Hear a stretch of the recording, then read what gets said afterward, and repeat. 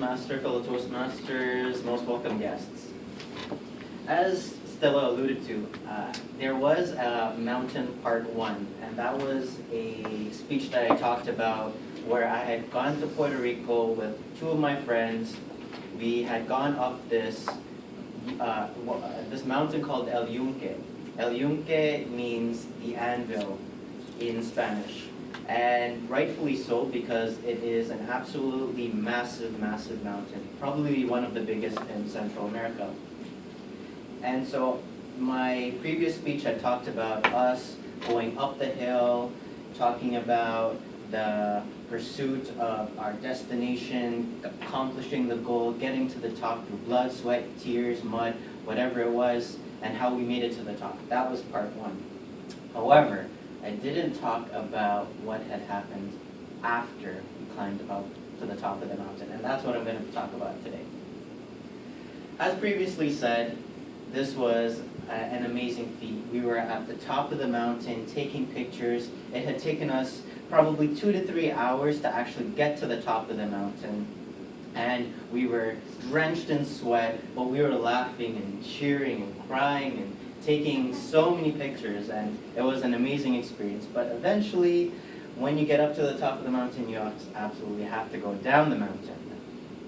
We were still high on being accomplished mountain climbers, and the first thing we noticed on our journey down was how hard it actually was to climb down a mountain. Now, when you climb up a mountain, you do feel a little bit in your heart and your lungs having to go up. However, when you're going down the mountain, you're starting to control your feet because you don't want to be going too fast. And as a result of this, you take more impact on your knees, on your feet. And so after about an hour, we were extremely, not as much tired as going up, but more so going down. However, we were still high on climbing the mountain, taking pictures. We didn't necessarily take pictures at the top because we were focused on our destination. Here, we're just clowning around, taking pictures next to nice trees and all that type of stuff. And a couple of minutes passed, and we noticed that the trail was becoming less and less sparse. And we saw close to where the trail was, a mudslide had actually happened. Now, we were kind of apprehensive. We were like, what was going on? But then we remembered, in Puerto Rico, it is their rainy season when we had actually gone there. Therefore, there's a lot of propensity for mudslides.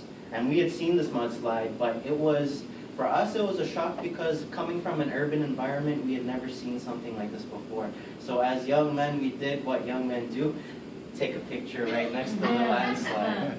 It was pretty cool.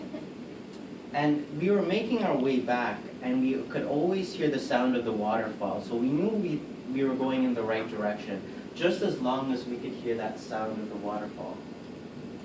About 45 minutes passed, and we were still walking, the trail becoming less and less paved. But we thought, no problem. We walked up, and there was lots of grass, so no problem. 15 minutes passed. We were talking a bit and a bit less. 15 minutes passed again. My friend was the first to break the silence. Are we lost? And at this point, we already knew that we were lost. But nobody wanted to say it. Because if one person says it, everybody goes into pandemonium. Nobody said a word. We just went on our way back. And while we were walking back, it's funny how the mind actually plays tricks on us when given the same set of circumstances. On our way back down, we were exploring all of these exotic-looking trees, hearing the sounds of the waterfall, looking at the birds, all these types of pleasant experiences. However, once we realized we were lost, we wanted out of this place as soon as possible. I was looking at these exotic plants and I'm like, I've never seen them before. Do they eat animals? The jungle seems really, really quiet. Is there anything else out here? It's 4:15. What time does the park close again? 5?